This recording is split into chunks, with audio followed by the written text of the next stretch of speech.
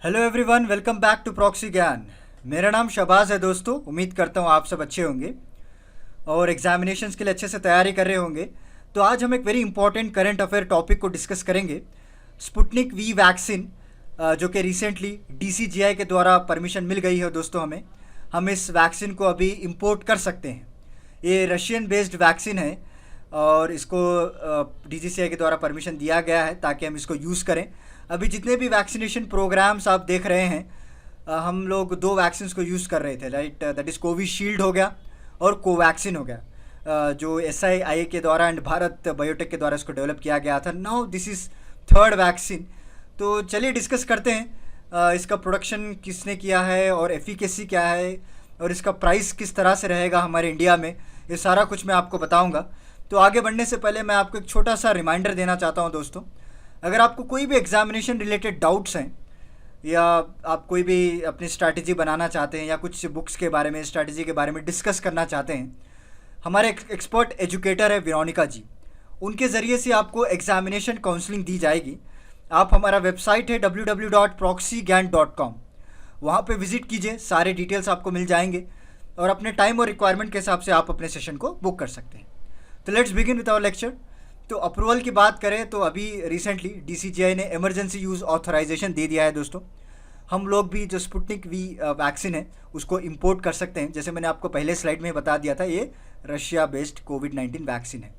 Okay, और इसको ये पहली वैक्सीन मानी जाती है पूरी दुनिया में जिसको अप्रूवल मिला था।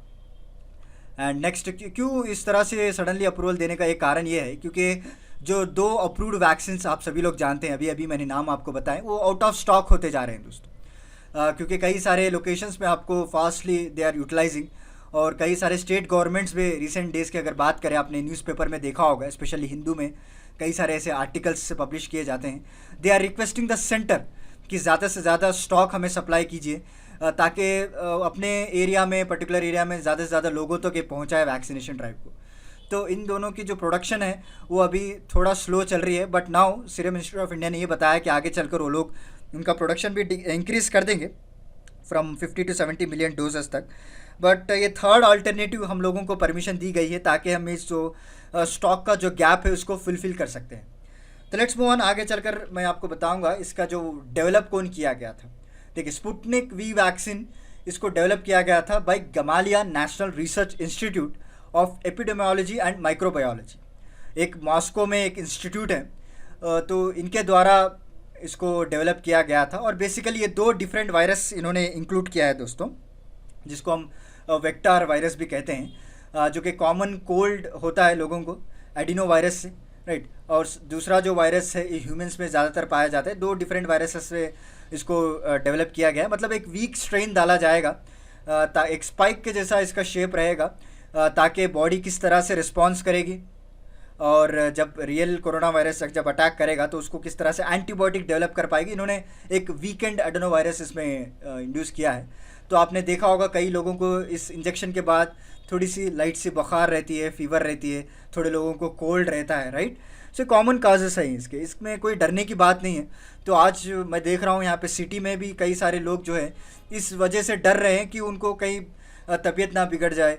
कई सारे केसेस ऐसे देखे गए, बट डॉक्टर्स का ये कहना है कि थोड़े बहुत आपको साइड इफ़ेक्ट्स दिखेंगे, बट थोड़े 1-2 दिन तक रहेंगे, बाद में नॉर्मल टैबलेट से आप उसको चले जाएंगे वो। तो उसके डर की वजह से कई लोग वैक्सीनेशन नहीं करवा रहे हैं, बट इट्स नॉट गुड। अगर आपके एरिया में अगर वैक्सीनेशन हो, अगर प्रोग्राम चल रहा हो, तो आप रजिस्टर कीजिए, उसमें प्रॉपर वैक्सीन करवाइए, प्रॉपर इम्यूनिटी डेवलप कीजिए अपने बॉडी के अंदर। तो लेट्स मूव ऑन। वैक्सीन का जो नाम रखा गया था स्पुतनिक वी, एक फर्स्ट आर्टिफिशियल जो अर्थ सैटेलाइट है जो रशिया के द्वारा इसको लॉन्च किया गया था। स्पुतनिक 1 आपने सुना होगा, 1960s में आई थिंक इसको लॉन्च किया गया था, तो उसके नाम से ही इसको रखा गया था दोस्तों। एंड इट इज़ जैसे मैंने आपको बताया ना, फर्स्ट कोविड-19 vaccine to be approved. This is a first कोविड-19 वैक्सीन। तो एडिनो वायरस की जो मैं बात कर रहा था, एक वीकेंड स्ट्रेन रहेगा आपको, जिस तरह से आप कोरोना वायरस के स्पाइक देख पा रहे हैं ना यहाँ पे, उसी तरह इस वायरस का भी लिटिल बिट स्पाइक्स रहेंगे और उसको पूरा वीक कर दिया जाएगा। ऐसा नहीं कि जैसे ही इंड्यूस कर देंगे वो फिर एक्टिव होकर दूसरे प्रॉब्लम्स में इंडल्ज कर देगा। बहुत ही वीक वायरस है और एडिनो वायरस को इसीलिए प्रीफर किया जाता है दोस्तों क्योंकि इसका जो अगर आपने DNA देखा होगा ना, तो ये डबल स्ट्रैंडेड है।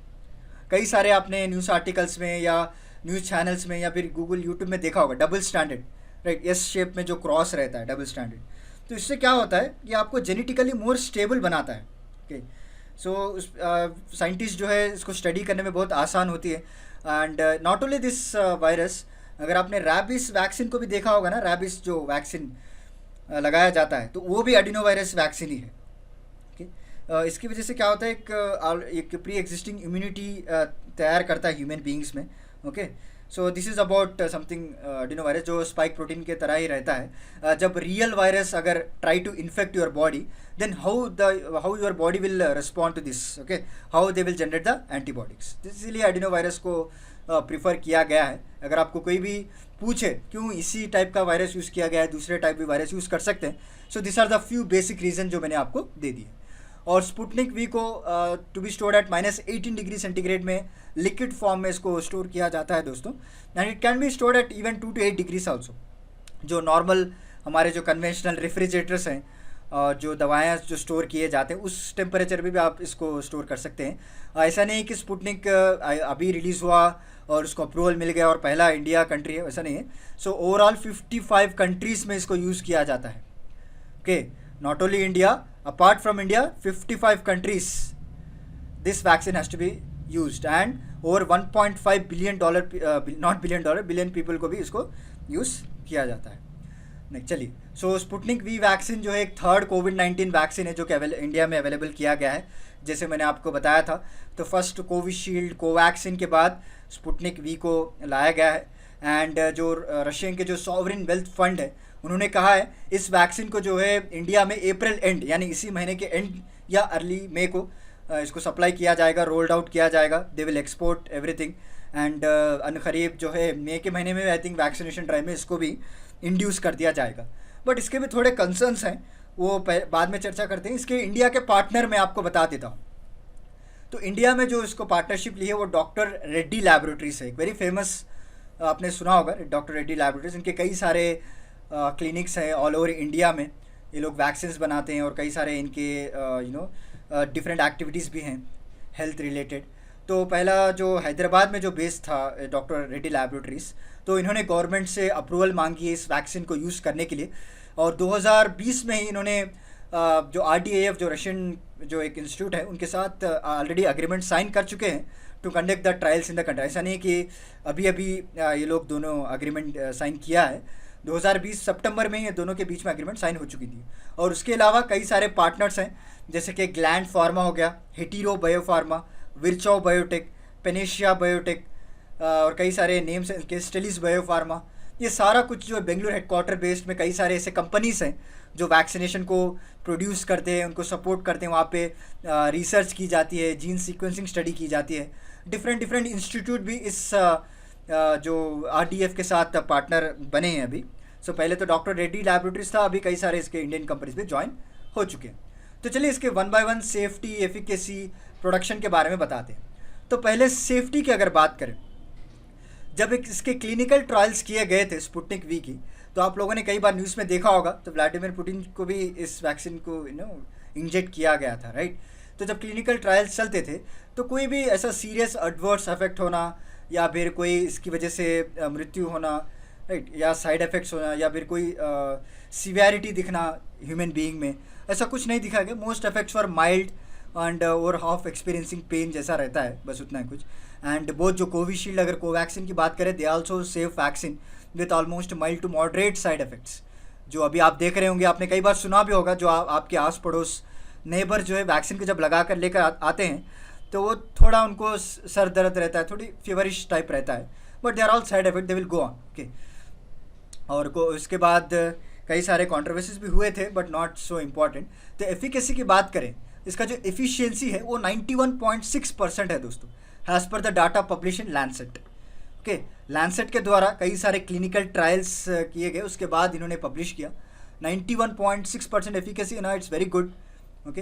एंड अगर कोवैक्सीन और कोविशील्ड की अगर बात करें तो इसका एफिकेसी 82.4 और 81% है, जो कि 12 वीक्स में इनको देखा गया था। और 4 वीक्स ऑफ इंटरवल में अगर आप देखेंगे कोवैक्सीन का, तो इसका एफिकेसी 81% आया है। बट एनी हाउ, जब आप स्पुटनिक वी देखेंगे तो 91.6% है। जब इसको 2 डोजेस दिया गया था 21 डे इंटरवल पर, तब भी इसका एफिकेसी कोई कम नहीं हुआ है, इसका एफिकेसी 90% बरकरार रहा है। तो इसीलिए DCGI ने ऑथराइजेशन दे दी है ताकि हम इसको इंपोर्ट कर सकें और हमारे वैक्सीनेशन के ड्राइव में इसको ऐड कर सकें।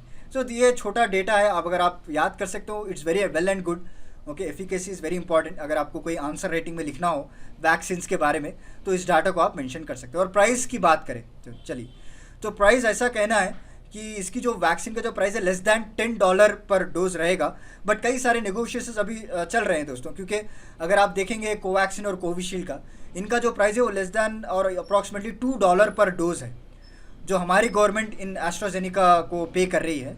बट $10 और लेस दैन $10 एनी हाउ, इससे तो ज़्यादा ही है थोड़ा।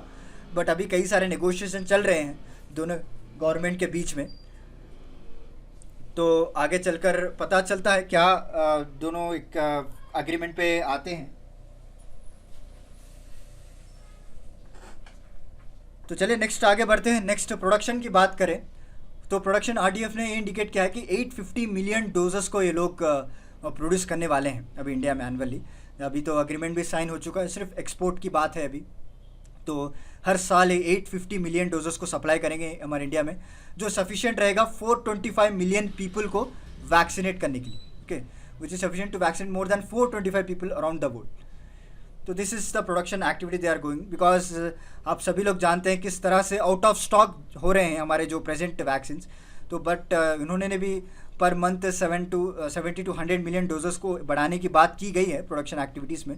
तो चलिए देखते हैं, but it's well and good, कोई अल्टरनेटिव हो तो अच्छी बात है। जब कभी भी हम लोगों को इन दोनों वैक्सीन का अगर शॉर्टेज हो जाए तो इस वैक्सीन को भी हम यूज़ कर सकते हैं। तो कंसर्न्स की बात करें, कई सारे एक्सपर्ट्स जो है कंसर्न्स भी बता रहे हैं इस वैक्सीन को लेकर, बिकॉज इसका जो प्रोडक्शन हुआ था, इसका जो ईजाद, जो भी आप समझे, इसको जो डेवलप किया गया था बहुत रैपिडली किया था दोस्तों। आपने भी देखा होगा, सिर्फ थोड़े ही दिनों में इनको क्लिनिकल ट्रायल्स की परमिशन मिल गई थी। और सिर्फ रशिया ने फेज़ 1 ही कंडक्ट किया था। आप सभी लोग जानते हैं कि 3 फेजेस होते हैं क्लिनिकल ट्रायल्स के। ओके, पहले एक ग्रुप ऑफ पीपल को जो है टेस्ट किया जाता है, फिर उनकी जो ग्रुप है उसको बढ़ाई जाती है, उसके बाद फिर डिस्ट्रिक्ट्स को टेस्ट किया जाता है, राइट। बट जब फेज़ 1 हुआ तभी इसको परमिशन मिल गई, इट वॉज प्रूव सक्सेसफुली, और एक ह्यूमन रिस्पॉन्स जनरेट करने की वजह से रशिया ने इसको पब्लिक बना दिया था।